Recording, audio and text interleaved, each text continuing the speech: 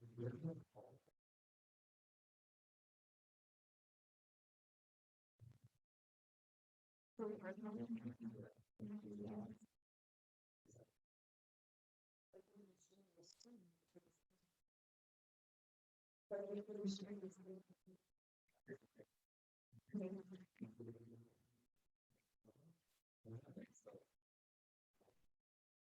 a little test to see if you can hear us online now.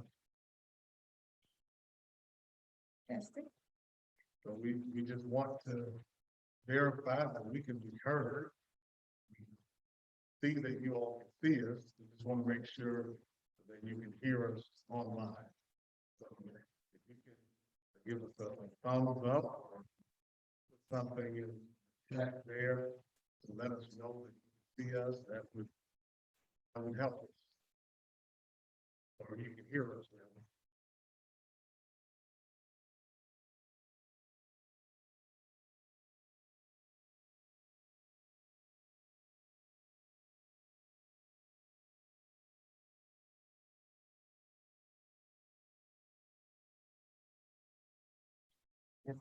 We can hear us. Yeah.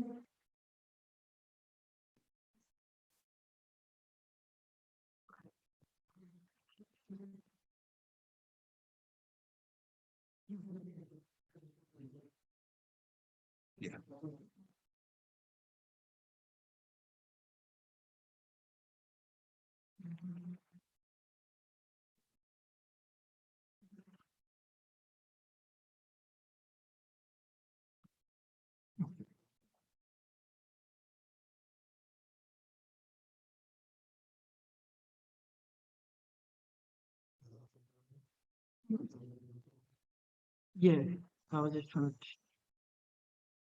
turn it on. Okay, come. Come here.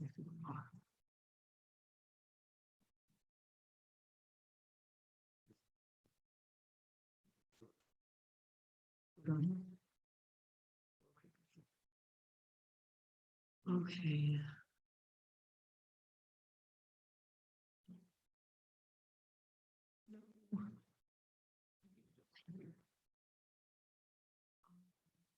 My like participate bar or something. Okay, yes, that's what I need.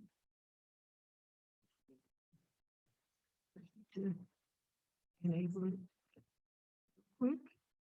All right, I'm about to let everybody in now. And I'm gonna have it mute. Sure.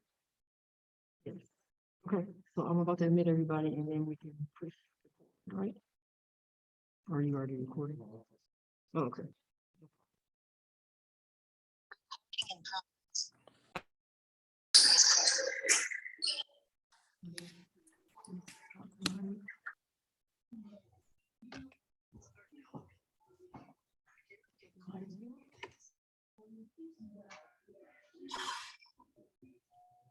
Really want to stay, but I don't feel like staying. But then what would happen? We'd be the only two. All right, good afternoon, everyone. Hello. Thank you for joining us for this session on the power of priority. We want to make sure that we can be heard. So if you'll just do a little thumbs up in the Zoom there, and that'll let us know that you can hear us just fine. Once we know that you can hear us, I've seen some thumbs up for those that can hear us. All right, great. So I'm Lamont Roth and Can my hear. wife, Stacy Ross. and we're members at Marcellus Avenue Church of Christ, where I happen to serve as the minister.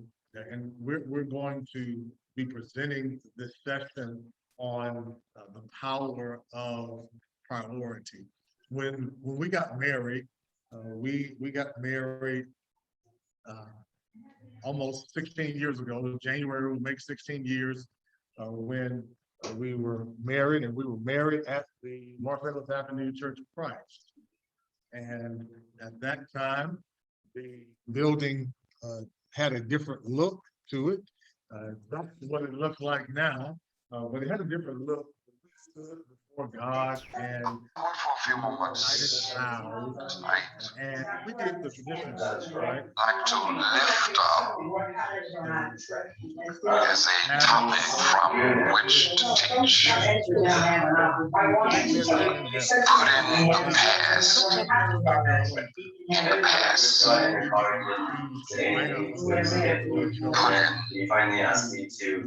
past. In the past. Use our tag for this text at this time. But what happens in marriage is that the vows Life. once we get down into A whale derailing our dreams, they preempting our plans, out is and frustrating. from what those vows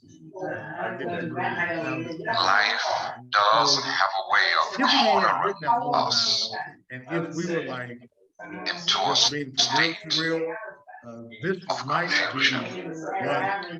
those would And if you're going to be successful, but it's possible that they will sound something like Some other couples that we might know. But sometimes the things we ask could be reflected in these vows.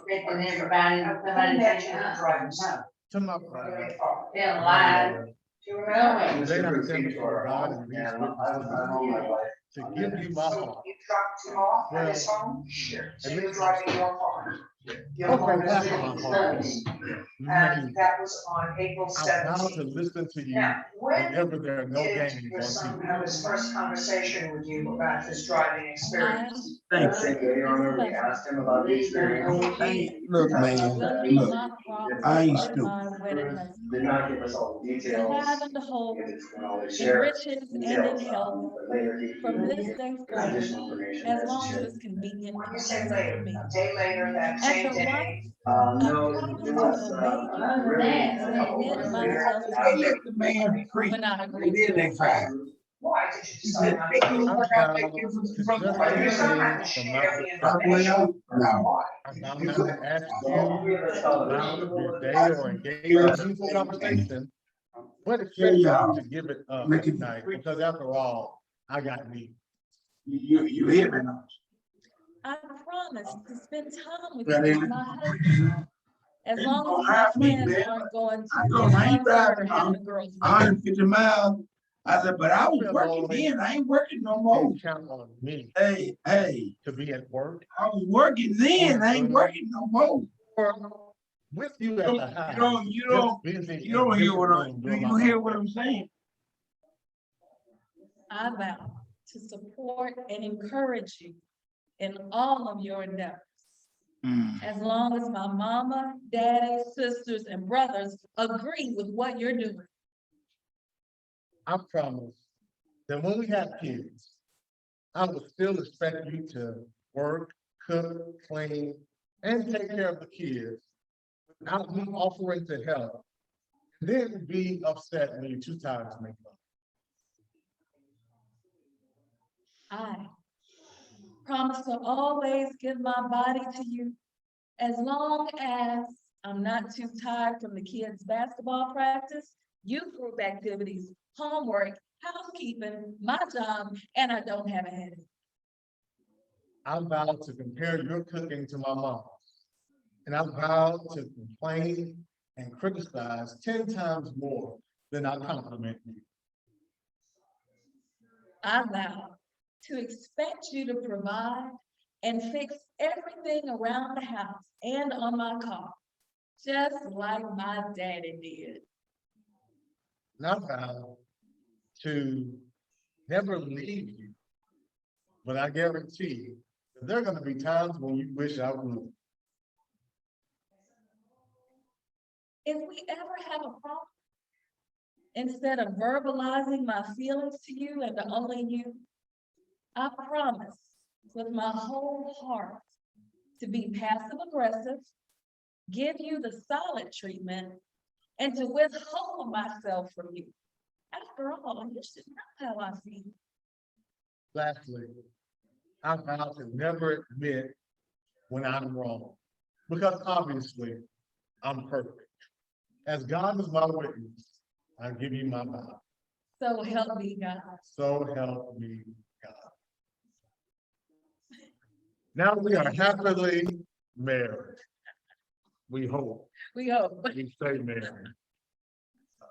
I don't think it sounded like that, but unfortunately, that is the reality that many couples face. God designed marriage to be the most important human relationship that we have. Unfortunately, sometimes it just doesn't feel that way. A marriage can often look like the vows that we just made to each other. But the truth is that the marriage relationship should be second to only our relationship with God. But what does that look like? What does that look like? When it comes down to it, living that out every day, that marriage is the most important human relationship, how in the world do we make that work? Hence, the law of priority. And this is based on the book, 4 Laws of Love by Jimmy Evans. Today, we're going to be looking at the law of priority. When both people honor God's laws of love, marriage is a place of safety. It is a place of peace. It is a place of unity. God created marriage, but as a society, we have rejected God's word as the authoritative source for our lives. He alone can tell us how marriage is to work. Because he is the one that created marriage. And in the book that we are going to take our information from, the other laws of love include the law of pursuit, the law of partnership, and the law of purity. However, we're going to focus on the law of priority today. So, in Genesis 2:23 verses 24, we're all familiar with this text. Let's read it. And Adam said, "This is now bone of my bones and flesh of my flesh. She shall be called woman because she was taken out of a man. Therefore, a man shall leave his father and mother and be joined to his wife, and they shall become one flesh." Leave here in the Hebrew is Sodom. And that word means to loosen, to relinquish. And so in marriage, what we're doing is that we're relinquishing the highest position of commitment and devotion that was previously given to our parents. And now we give that position to our spouse. Now, are you saying that I can't go over to my parents' house? You know, I love my mom and dad. Are you saying I can't be with them and spend time with them anymore? Not at all, not at all. Oh, We still honor our parents, but now that place of priority is with our spouse. We leave and we cleave to, we become glued to, join to our spouse. We reprioritize our relationships, making marriage the #1 human relationship. and see, the thing is, many arguments are rooted in our spouse not feeling like a priority. And when we feel that we are not being made a priority, then we say, okay, well, if I'm not important to you, then you're not going to be important to me. So you make your spouse also feel like less of a priority. And so we get into this stalemate where we are on each other. I'm waiting on her to move towards me before I move towards her, but she's waiting on me to move towards her before she moves towards me. And now we're both being stubborn and saying, no, she's gonna have to come talk to me first because she knows what she did to me. Well, he knows where I live and, I'm waiting because, he shouldn't be treating me like that. So I'm just gonna be over here waiting.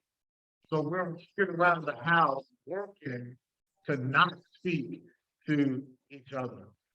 So many of these arguments are rooted in the fact that I don't feel like my spouse is making me a priority, or I have not made my spouse feel like she is a priority. And when we perceive a threat to the priority of our marriage relationship, jealousy can arise. Sometimes legitimate jealousy can arise. And we start to feel some type of way about forces that are outside of our marriage being a threat, taking my spouse away from me. Sometimes that's how that's perceived. And it is a legitimate jealousy because this is a threat to the most important human relationship. And so as we pursue this law of priority, it's important to keep in mind that these outside forces may be good.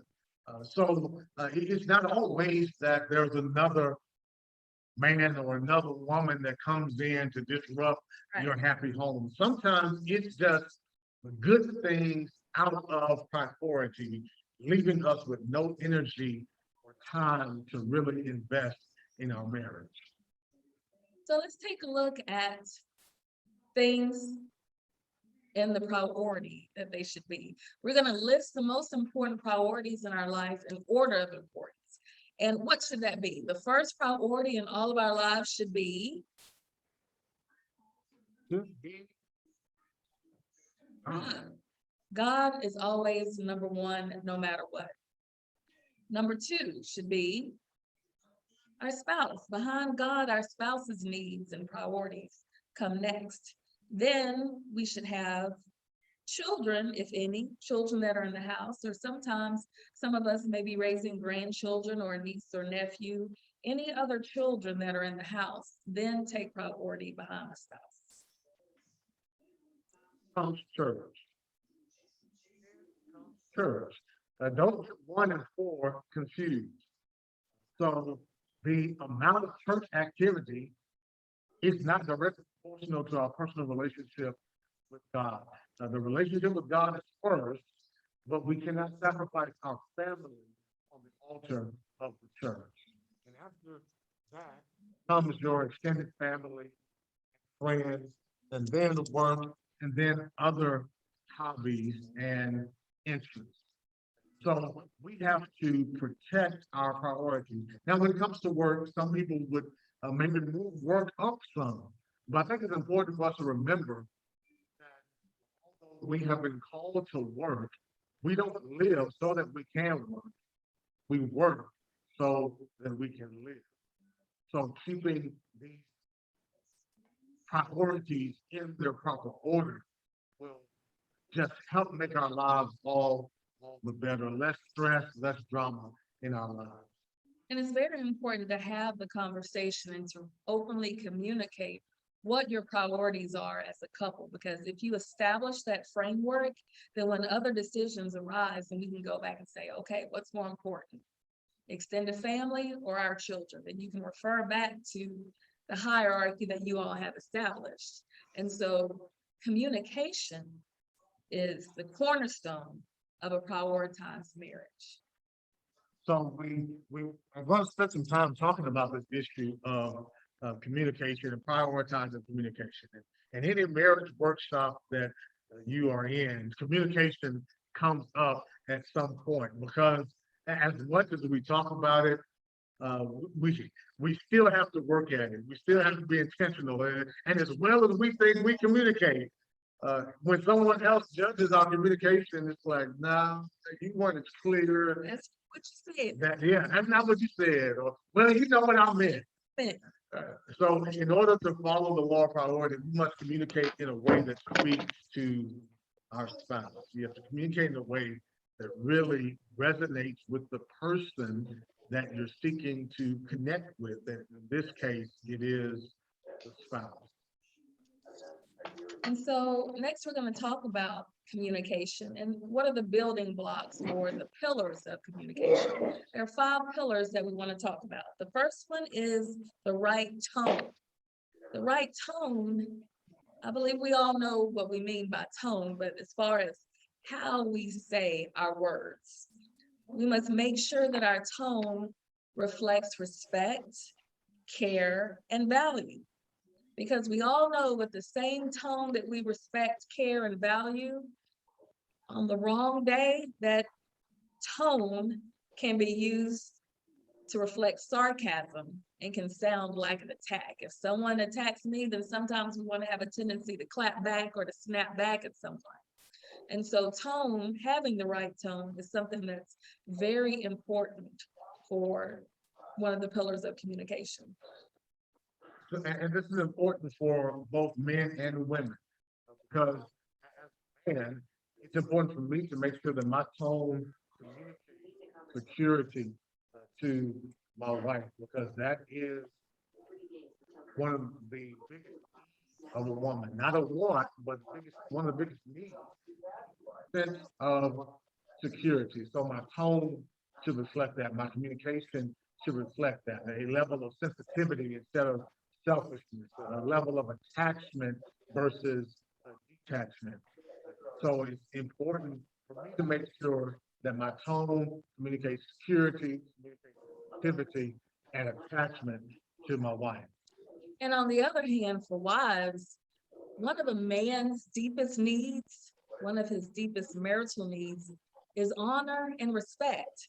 And ladies, you know, we have a way of using tone sometimes, with the words will be fine, but sometimes in our tone, it can be full of sarcasm and disrespect. And if a man feels disrespected, no matter if you're right, it's difficult many times for him to receive the communication that we're saying.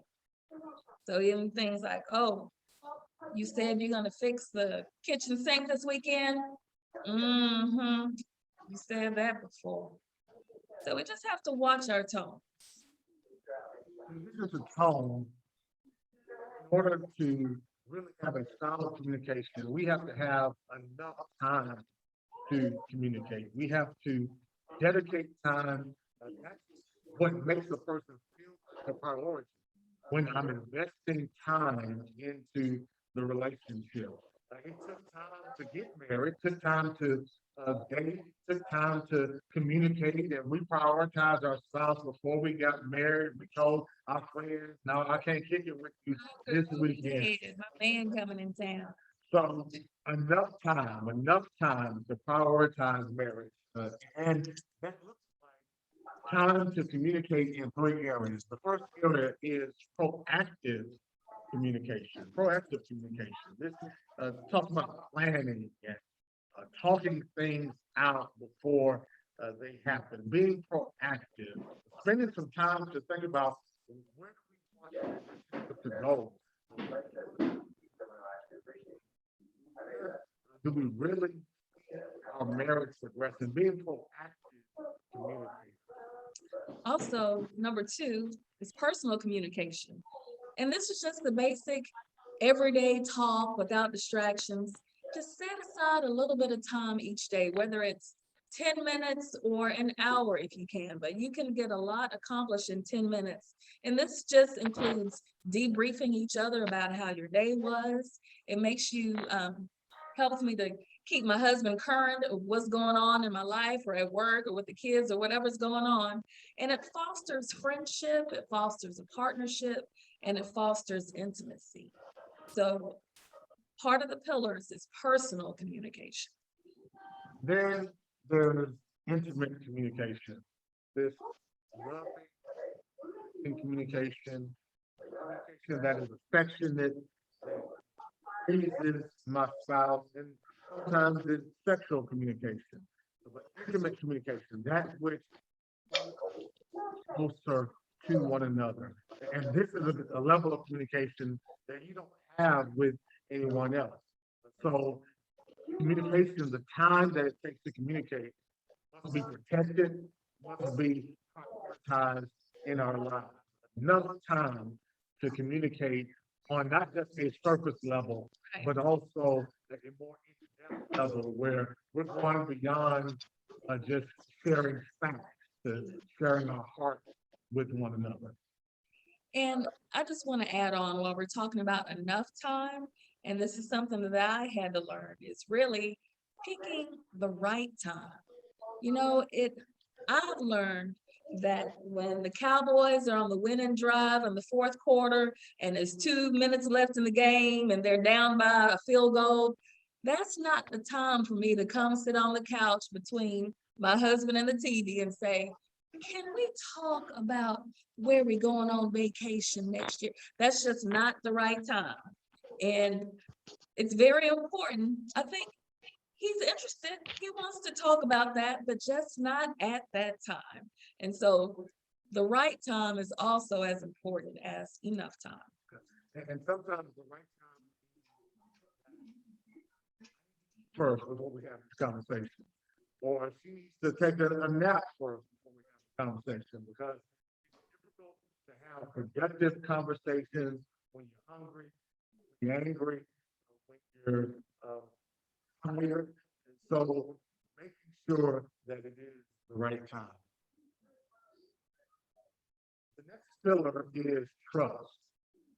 Trust. The more you gain trust, the more, the wider the door to the heart is, and vice versa. The less trust, the more closed off people are. And as we think about trust, trust is earned in drops, but it can be lost in buckets. You earn it over many years, and in a few minutes of irresponsibility or insensitivity, that sense of trust. And so if you're ever in a position where you have lost your spouse's trust for whatever reason, it's very important to exhibit humility to that person, because you're the one that lost the trust. You're the one that made the mistake. Oh, okay. Okay. So it's really important to make sure that you're humble and that you have humility when you're trying to rebuild your spouse's trust. And also you need patience. As far as humility and patience goes, give the person license, give them time to express their hurt, their disappointment, sometimes even their disgust with you. And make sure that you're consistent when you're trying to build back trust. Yeah, be where you say you're gonna be. Make sure that you're transparent as well, and that's consistent. So I need to do what I'm saying I'm gonna do, be where I say I'm going to be honest and open. I don't need to be hiding my phone.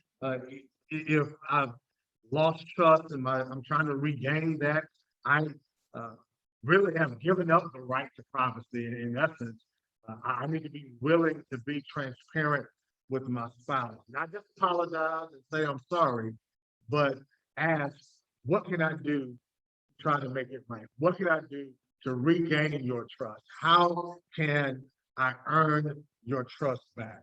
Humility, consistency, transparency go a long way in earning trust.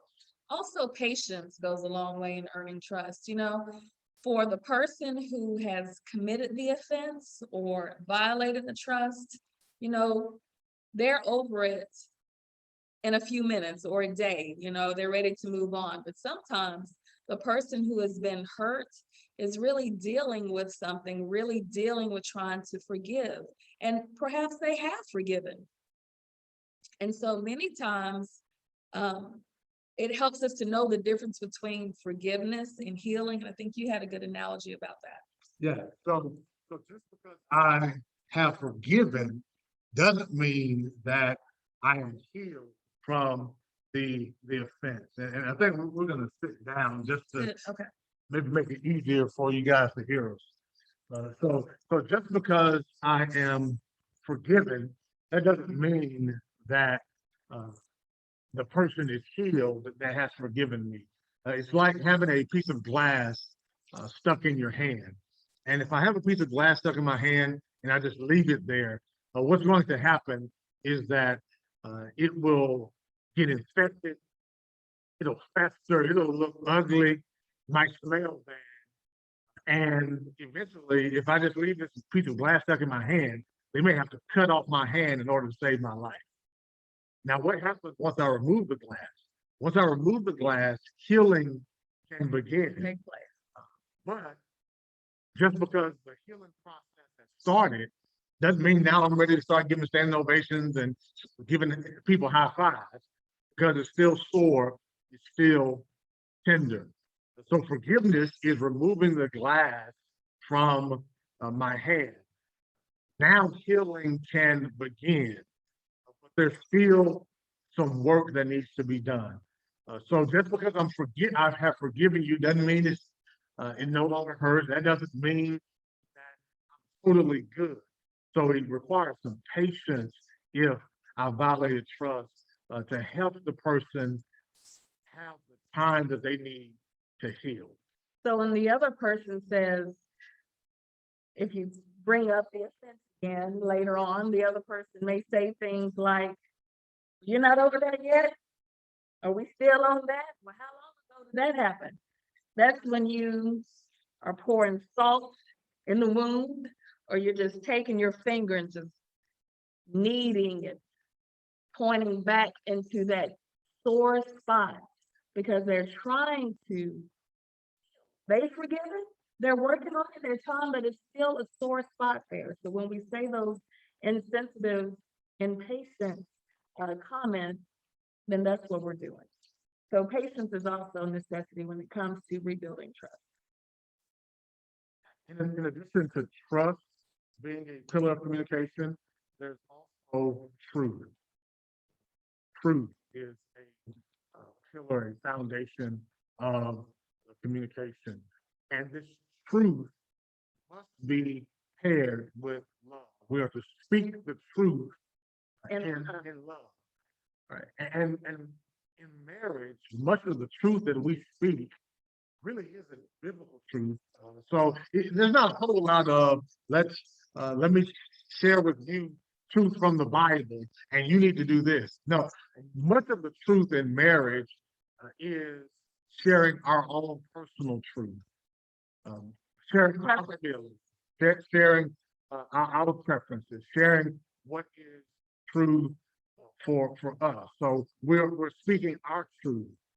Doesn't mean that it's necessarily right. So if I feel neglected, I need to share that. That may be a true statement, even if that's not her intention. I'm sharing that truth that I feel neglected. And when he shares this truth with me, then I need to make sure that I provide a safe environment for him to be vulnerable, not to blow off his feelings, not to just say, whatever. But I want to make sure that I acknowledge him and that I validate him. And as part of communication, if we can't provide a safe space for us to share our most intimate feelings, then that will be very damaging to the marriage. Truth without love is just mean. And a good example of it is just like surgery without anesthesia. You don't want it. You might need it, but you don't want it. So speaking the truth in love, very important. So does your spouse have permission to speak truth to you? I think it's important to give each other that permission to say the hard things. And just because I say the hard things doesn't mean I'm not saying it in a loving way, or I'm saying it from the evil place. Because I love you, I'm willing to say the hard things. So being willing to share that truth from a place of love is a pillar of communication. Sometimes there may not necessarily be hard things, but maybe sometimes they're the little things, the little annoyances, the little pet peeves that kind of bother you. And, you know, sometimes if you don't express those things in a loving way, they can all kind of fester and snowball into something much bigger. So, for example, the words may be, you know, I know this might sound petty, but if you would, when you come out of the bathroom, would you leave the seat down for me? Yeah, and so by her letting me know that it may sound petty, disarms me and it lets my guard down so that I'm not saying in my head, she knows she could have kept that, right? Because she's already let me know, hey, this might be a little thing, but we all have what I call a little big button. It's a little thing to us, a little thing to everybody else rather, but it's big to us. So if it's your little big button, just say that.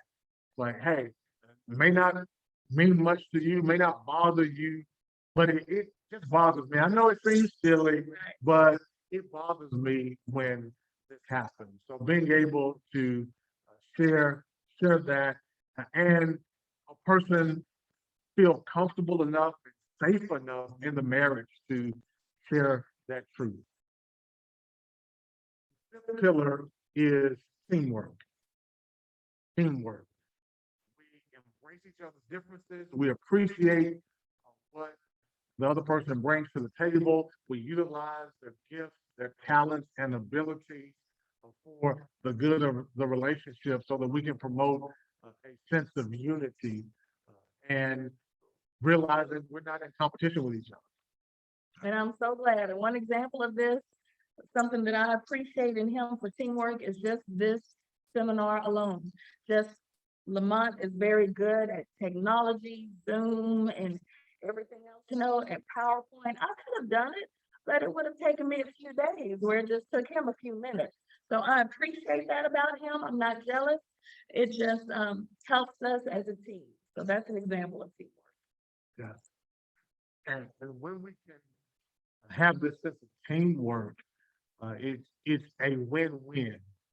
When she wins and she looks good, I look good. Right. When I look good, she looks good. We both win because it's not a competition.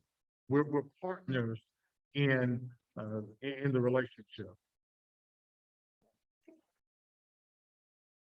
So prioritize relationships is the next way that we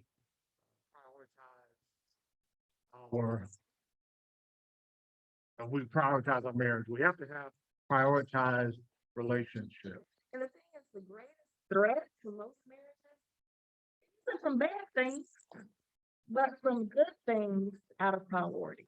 And that's one thing that we just kind of have to just be aware of. Sometimes it's not a bad thing, it's just a good thing that's out of priority. And what are those threats? There could be threats such as, children, spending time with the children, church activities sometimes, extended family, friends, work, hobbies, and interests. Again, all those things are very good things. However, if they're out of priority, if they take so much time and energy away from your marriage, then it can be a threat to your marriage when it's out of priority. Yeah. Priority. So how then do we manage the tension of prioritizing our marriage while fulfilling our other obligations? So you can't, if you haven't reached that retirement point yet, you can't just say, "Oh, forget about work. So I need to focus on my marriage." No, there are some tensions that have to be built. If you have small children in the home, then you have to manage that tension of they have what they need. They can't drive. They can't do everything for themselves. So managing this tension and fulfilling our other obligations at the same time prioritizing our marriage. How do we do that? Any way that we do that? And the short answer is that we need boundaries. We need boundaries. And boundaries come in this order. We have children. Our children need boundaries. Our family needs boundaries. Work, church, and other friends and organizations, hobbies, all those things, we need boundaries around them so that they don't present a threat to our marriage. So as we look at the need for boundaries, we set boundaries with our children so that they know our marriage is a priority. And if you would talk about some of those family boundaries. Honor your parents still without feeling like they have authority over you. And sometimes as a new couple or as any married couple, sometimes that can include, maybe being mindful of taking money from other family members. Because money does a funny thing. When someone gives you money, sometimes they feel like they have some authority and some say over your life. So a conversation may go something like, oh, so you're not coming to our house for Christmas this year? You're going to your wife's house for Christmas? All right. Well, I guess you just won't be getting that check this month. So I know that doesn't happen in any of our families that we know. I know I'm just, there's some other people way out there. But I'm just saying, be careful of taking money from other family members. And sometimes the issue with in-laws is really, they're all up in our marriage because they've neglected their home. Or they may feel lonely, they may not be married. So they are in our relationship because we have not established those boundaries. And so we have to establish those boundaries, protect your spouse from your family. So if I have an issue with, or my wife's family is treating me some type of way, then she would speak to that with her family. If my family is mistreating my wife, I would speak to that with my family. Protect your family from your spouse. When it comes to family closely related to that is friends. And our friends influence us for better or for worse. Setting boundaries at work. With our cell phones now, there's an expectation that we are available all the time. That's right. And it's like, no, you may have to be like Red from the Five Heartbeat. My office hours are 9 to 5. And that can be very challenging, especially for some entrepreneurs. You're always on the clock, you're always on. You want to be there, answer those calls, you want to answer those texts because you want to seal the deal so you can have a livelihood. And sometimes that's a great challenge and a place for us to establish boundaries. And sometimes that may look like, I know you really want to seal that deal, but is there a way that you can just leave the phone alone for just 30 minutes so we can enjoy that? Something like that. Just be open, touch your spouse when you're talking and making these requests or communicating with them. A lot of times that may help things go over a little bit easier. One of the most important ways we communicate love is about what we're willing to give up for our spouse. What am I willing to give up? Am I willing to give up guys night? Am I willing to give up social media? Am I willing to give up some of the hobbies and interests that I have so that I can prioritize my spouse? And when she sees me giving up things to be able to spend time with her, that gets us, that connects us, that lets her know that she's a priority. So there's an exercise. We're just going to read through it. I think we're running out of time to do it, but okay. And so the exercise, your number one, what are up to 3 things that your spouse can do to make you feel like a priority? Because sometimes things that are important to you may not be important to your husband or your spouse. I love getting flowers. Lamont doesn't. That's not his love language. That doesn't make him feel like a priority. So an example of this exercise that we encourage you to do this with your spouse is to answer this question. And for me, one example would be to cook dinner for me or cook dinner for the family when I come home from work so I can get some rest, or just one Saturday, just watch the kids the whole day and I can get a little me time. And that speaks to me. That is my language. And I've let him know that. Yes. And I would say, hey, you can prioritize us spending some time playing tennis. That would be great. I feel like a priority when you bring me a dessert, when you go out to eat. you're with your friends and you have a dessert there at the restaurant you think I like, hey, that lets me know you're thinking about me. So yeah, just spend some time talking about what your spouse can do to make you feel like a priority. Some tips for prioritizing your your marriage. Attend a marriage conference or retreat. Have a weekly date night. Pray together, worship together. Take some walks together. This is something that we started doing during, Especially last year. during the lockdown. It's like, okay, places may be closed, but outside it's still open. It's always a, So we could walk around our neighborhood. We would go without a mask. for walks together. Yeah, you can walk around outside the neighborhood without a mask. So that's what we did. So these are some of the things that you can do to prioritize your marriage. Take a short trip. We try to utilize work trips. So if she's on a training for her job, tag along. All I have to do is pay for my transportation there because the company is paying for hotel. And, hey, we're able to connect and the way to prioritize marriage on a budget. Yes, or even just utilize big mamas and papas and grandparents, find a place for them, nice safe place for kids to spend the night, so you could have a nice quiet time at home, just by yourself.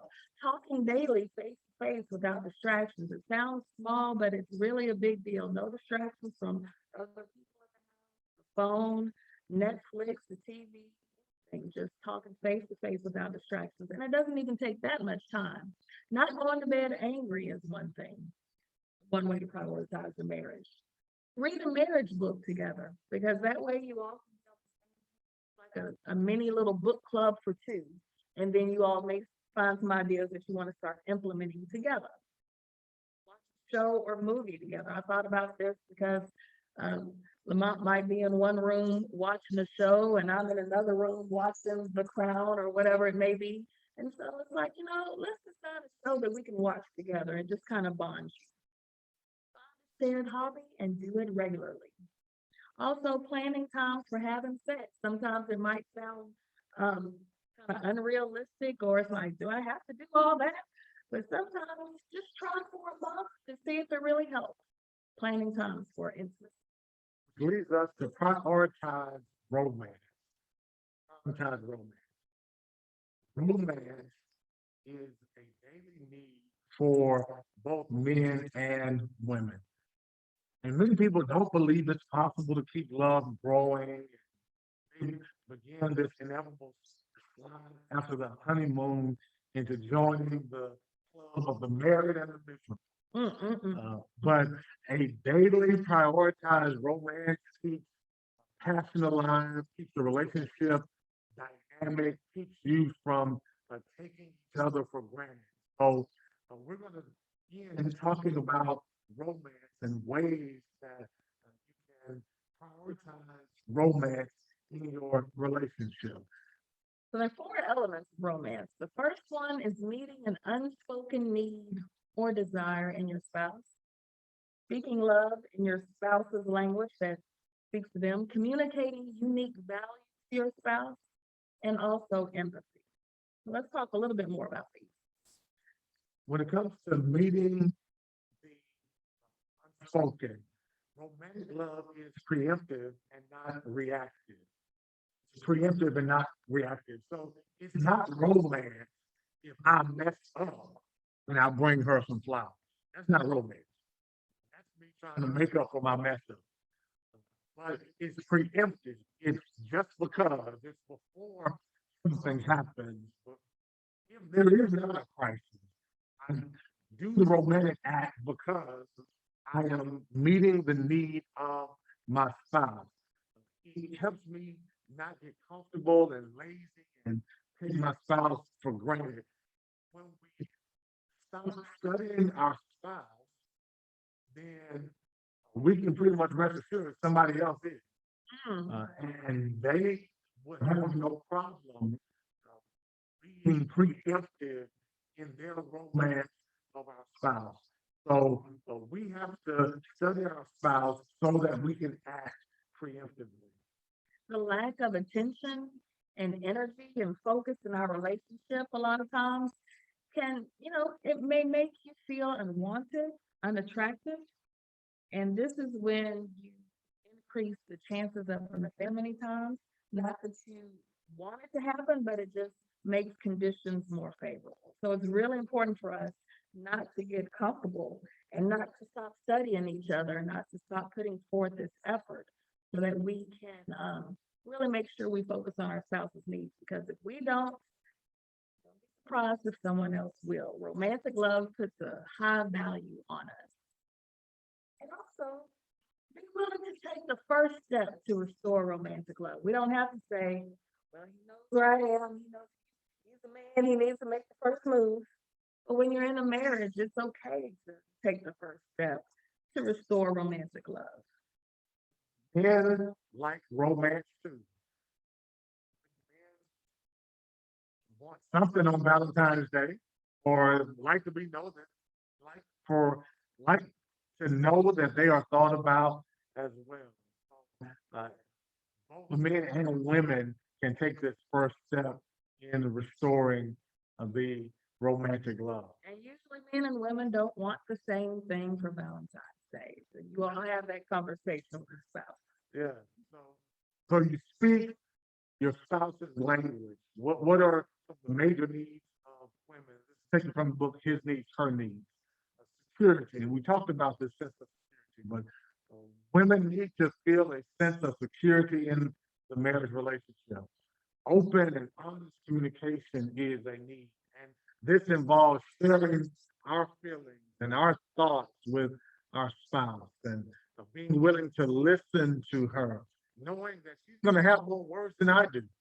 And I may want to stop listening before she stops talking, but having open and honest communication where I'm available for her to share with me and I'm sharing with her.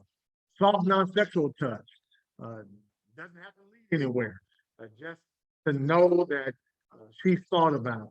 And then women want leadership. They want men who are going to be the spiritual heads of their household, who are going to lead them toward God, lead their family in finances and in planning and just knowing that the household, the relationship is going somewhere.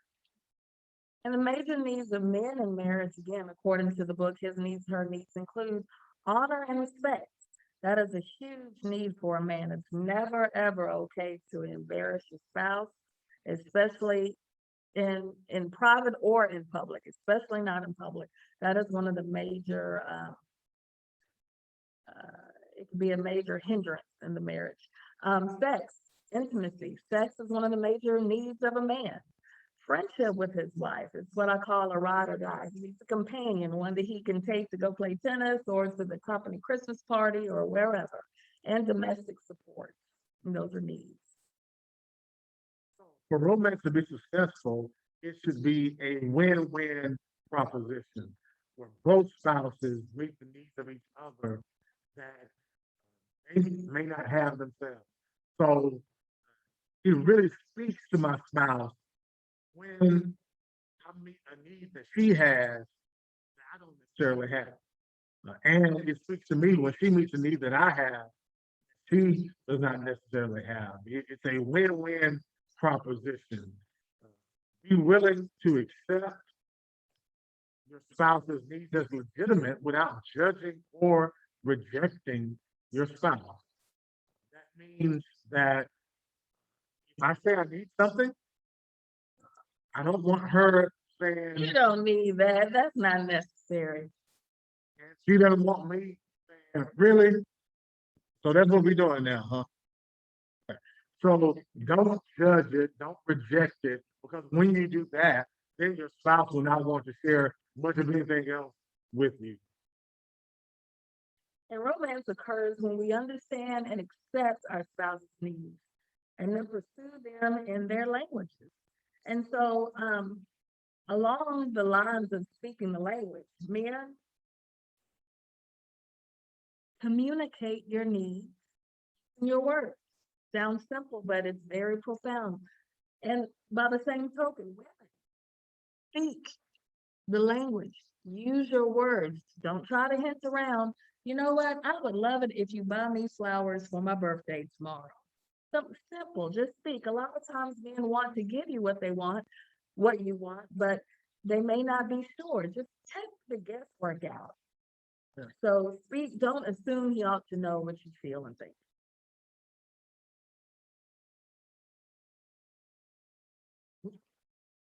So romantic love communicates that you are special, you're unique, you are highly valued. So romance is for one person only. If you do it for others, it really isn't true romance. So if for Mother's Day, you buy flowers for your wife, for your mom, and for your daughter, it's nice, but it's not really romantic. Romance says you're special. You are unique. There is a high value that I place on you. This relationship is different from any other relationship. And you have to keep your heart in a relationship. Empathy is how we connect hearts.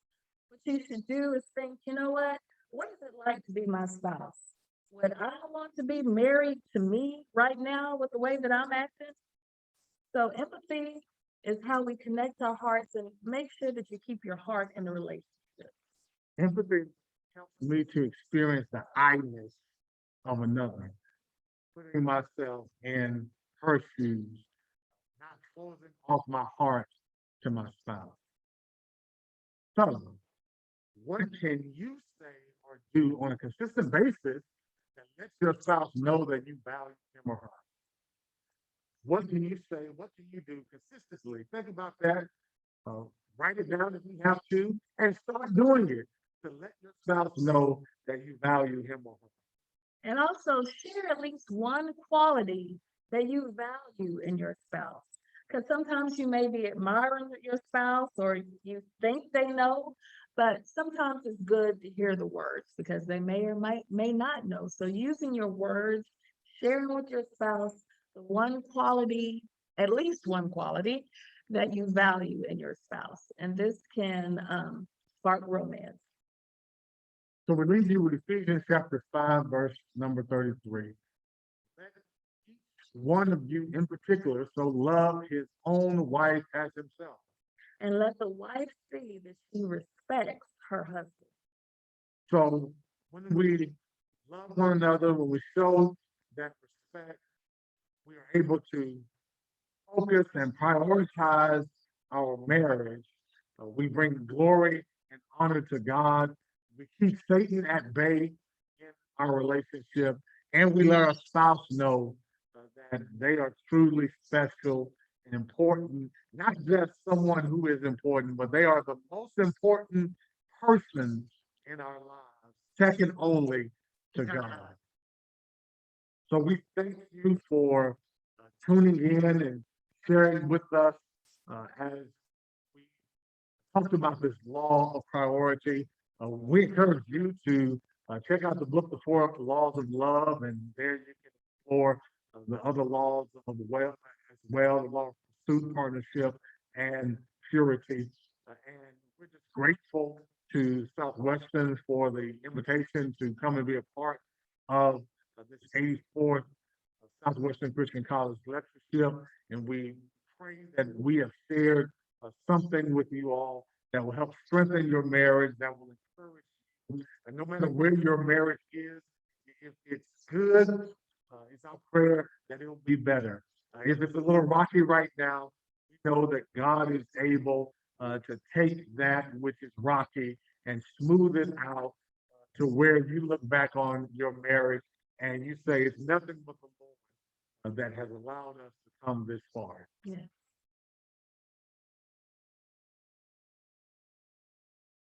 so with that, we will end. We're going to have, we're going to get our facilitators here, and I think it's ready to, we're ready to end.